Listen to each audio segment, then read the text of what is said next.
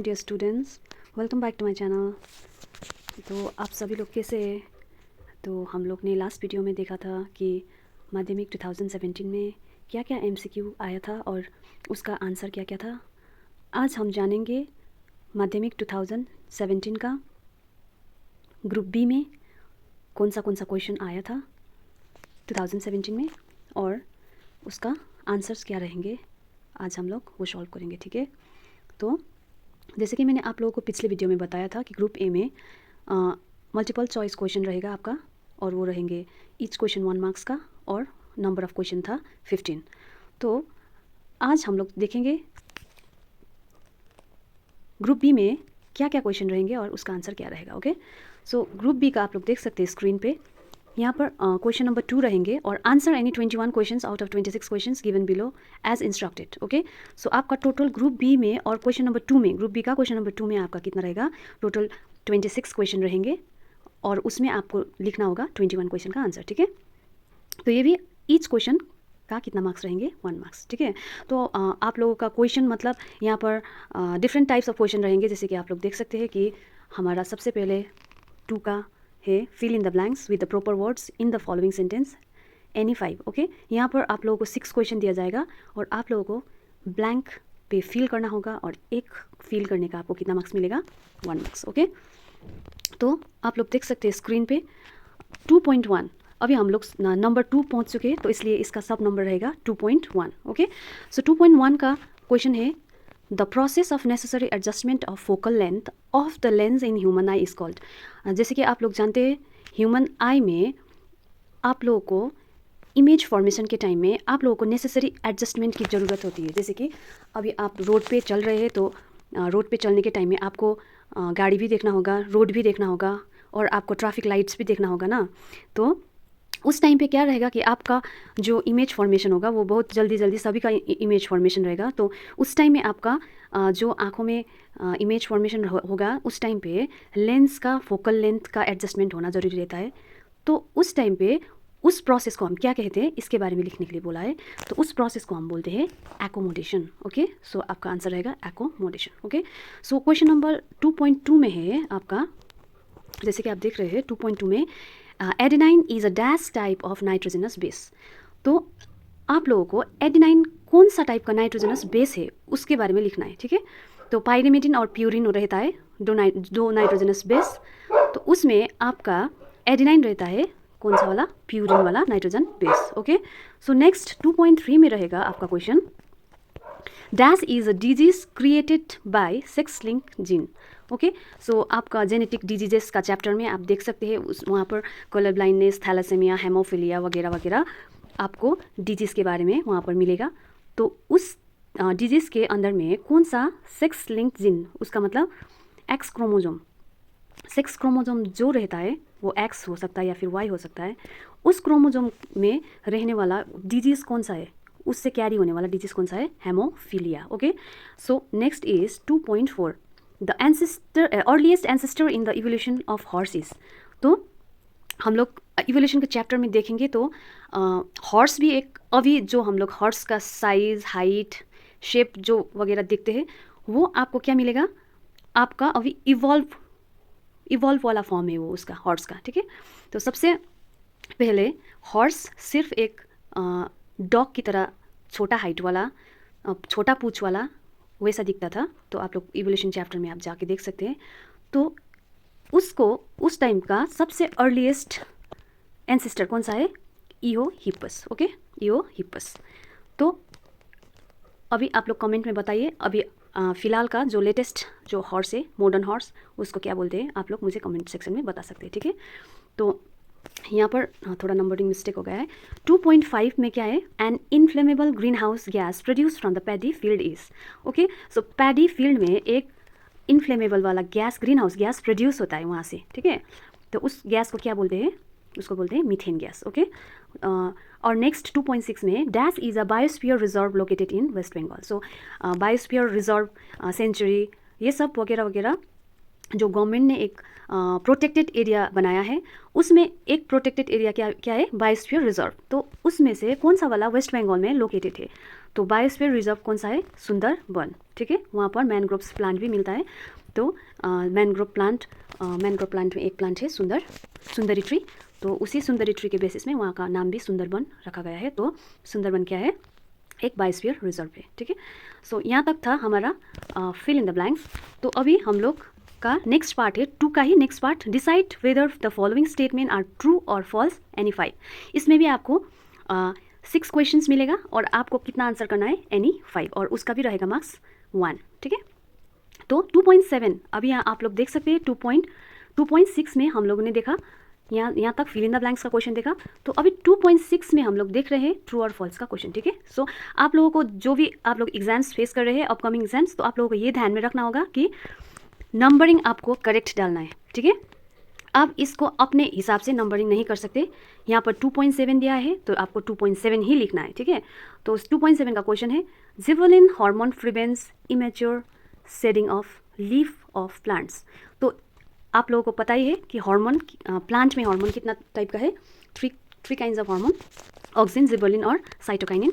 सो gibberellin hormone का काम immature leaf को गिरने से, शेडिंग मतलब गिरने से रोकना है। तो ये आप लोगों को जिबरेलिन का एक फंक्शन दिया हुआ है, लेकिन ये क्या है? फॉल्स है, ठीक है। जिबरेलिन का मेन फंक्शन होता है सीड का डॉर्मेंसी को ब्रेक करके जर्मिनेशन को क्या करता है? प्रमोट करता है, ठीक है। तो इसीलिए इसका फंक्शन दूसरा है। तो शेडिंग ऑफ लीफ इसका नहीं है, तो इसलिए क्या होगा? आंसर फॉल्स, ठीक है। Ovum is only produce as a result of mitosis. तो ओवम मतलब फीमेल एग्स, ओके। तो फीमेल एग्स माइटोसिस से नहीं होता है। Two types, there are 3 types of cell division, amitosis, mitosis and meiosis. तो उस तीनों में से ओवम माइटोसिस से नहीं होता है, तो इसीलिए इसका आंसर फॉल्स है, ठीक है। सेल्फ पॉलिनेशन और cross pollination can be exercised in the flowers of pea plant according to the need, ठीक है। ये क्वेश्चन क्या बोल रहा है आप लोगों को कि पी प्लांट में सेल्फ और क्रॉस पॉलिनेशन दोनों ही उसके नीड के अनुसार से, ठीक है, होता है, ये बोल रहा है। तो आप लोगों को क्या करना है, इसको, ये स्टेटमेंट को समझने के लिए क्या करना होगा? पी प्लांट एक बाइसेक्सुअल फ्लावर है, दैट मीन्स उसमें गाइनोशियम भी है, एंड्रोशियम भी है। तो दोनों होने के कारण से, एक ही फ्लावर में होने के कारण से वो क्रॉस पोलिनेशन भी कर सकते हैं और सेल्फ पोलिनेशन भी कर सकते हैं। दैट मीन्स सेल्फ पोलिनेशन मतलब वो अपने फ्लावर्स के अंदर भी वो पोलिनेट कर सकते हैं और सेम ब्रीड का दूसरा फ्लावर में भी पोलिनेट कर सकते हैं, ठीक है। सो इसका आंसर रहेगा ट्रू, ठीक है। तो नेक्स्ट क्वेश्चन है 2.10 का, the fundamental tenant of the evolutionary theory of Darwin is the process of natural selection. So एक फंडामेंटल प्रिंसिपल ऑफ डार्विन का थ्योरी का प्रिंसिपल, इवोल्यूशन का जो थ्योरी दिया है उसमें से एक प्रिंसिपल क्या है? नेचुरल सिलेक्शन है बोल रहा है। तो ये सही जवाब है, तो इसका आंसर रहेगा true. Degradable pollutant is responsible for biomagnification. So जो डिग्रेडेबल मतलब डिके हो जाता है, मतलब वो डिग्रेड हो जाता है, जैसे कि फूल पत्तियाँ वगैरह, वो क्या हो जाता है? डिग्रेड होके वो मैन्योर में कन्वर्ट हो जाता है, ठीक है। वो पोल्यूटेंट बायोमैग्निफिकेशन होने में रेस्पॉन्सिबल, दैट मीन्स वो करता है, ये बोल रहा है। तो नहीं, क्योंकि वो तो डिग्रेड हो जाता है, तो इसलिए उससे बायोमैग्निफिकेशन नहीं रहता है, तो इसलिए इसका आंसर रहेगा फॉल्स, ठीक है। तो नेक्स्ट है flagella is the locomotory organ of paramecium. तो फ्लैजेला पैरामेशियम का लोकोमोटरी ऑर्गन क्या नहीं है? फ्लैजेला नहीं है, तो इसीलिए इसका आंसर क्या रहेगा? फॉल्स, ठीक है। सो नेक्स्ट, इसी ग्रुप बी में 2 के अंदर में रहेंगे match the column, okay, column A with column B. So rewrite करना होगा और इसमें भी आपको 6 क्वेश्चंस मिलेगा, उसमें आपको सिर्फ 5 का मैच करना है और ईच मैच करने से आपको कितना मार्क्स मिलेगा? 1 मार्क्स, ठीक है। तो इसका भी आप लोग नंबरिंग देख सकते हैं। हमारा लास्ट ट्रू और फॉल्स में था 2.12, तो इसमें रहेगा आपका 2.13। आप लोग सबसे पहले कॉलम ए का देखिए 2.13 में, तो ब्लाइंड स्पॉट, ओके, तो आपको वर्ड है ब्लाइंड स्पॉट, तो आपको इधर से आंसर चूज करके आपको सीधा सीधा लिखना है, ठीक है। लेकिन आप लोग यहाँ पर जो नंबरिंग है ए का, ए बी बी सी जो दिया है वो किसी भी हालत में आपको चेंज नहीं करना है। आपको जो आपका ब्लाइंड स्पॉट का आंसर आपको लग रहा है कि यहाँ से कोई एक है, ठीक है, सपोज आपको लग रहा है ये ऑप्शन नंबर बी का है, कॉलम बी का ऑप्शन बी पॉइंट का आपको लग रहा है कि 2.13 का क्वेश्चन, तो आपको इसको बी लिख के यहाँ पर सीधा लिखना है। तो आप लोग को मैं सॉल्यूशन में दिखाऊंगी, यहाँ पर आपका सोल्यूशन है 2.13 ब्लाइंड स्पॉट, आपका आंसर क्या है? बी है, तो आप लोग को बी लिखना है और सीधा बी का जो स्टेटमेंट है वो लिखना है, the point of connections of the retina and the optic nerve, ठीक है। सो 2.14 में है आपका साइटोकाइनेसिस। साइटोकाइनेसिस का आंसर रहेगा D, point number D, column B का पॉइंट नंबर डी। तो पॉइंट नंबर डी में क्या है आपका, formation of cell plate, okay. जब साइटोकाइनेसिस, दैट मीन्स साइटोप्लाज्म का क्या होगा, सेपरेशन होगा सेल डिवीजन में, तभी उसको हम लोग साइटोकाइनेसिस बोलते हैं।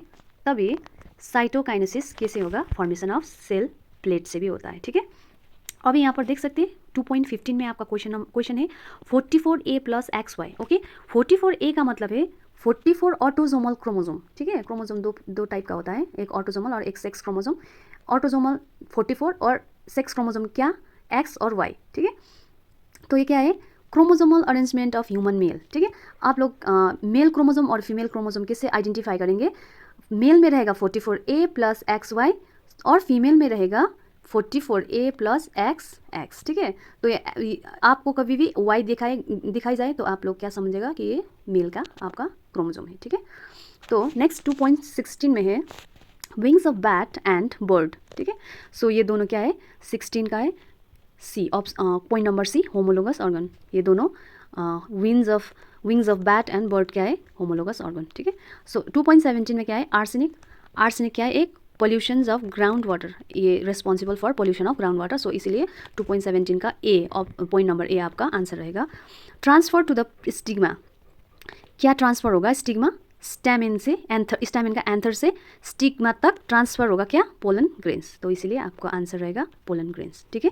तो यहाँ पर देखिए, आप लोग देख सकते हैं यहाँ इस साइड में आपका 6 क्वेश्चन है, कॉलम ए पे है आपका 6 क्वेश्चन और कॉलम बी पे है आपका 7 ऑप्शन, ठीक है। तो इसमें से आपको ये कॉलम ए का किसी भी 5 को लेकर आपको कॉलम बी से किसी भी 5 का क्या करना है, आंसर निकालना है, ठीक है। तो आप यहाँ पर मैंने 6 का सभी 6 ही का आंसर दिया है, लेकिन आप लोगों को सिर्फ कितना करना है, 5 करना है, क्योंकि यहाँ पर NF 5 लिखा है और आपका मार्क्स भी कितना डिस्ट्रीब्यूशन है, 1, इसका 1 मार्क्स। तो आज हम लोगों ने देखा कि fill in the blanks, true और फॉल्स और मैच द कॉलम।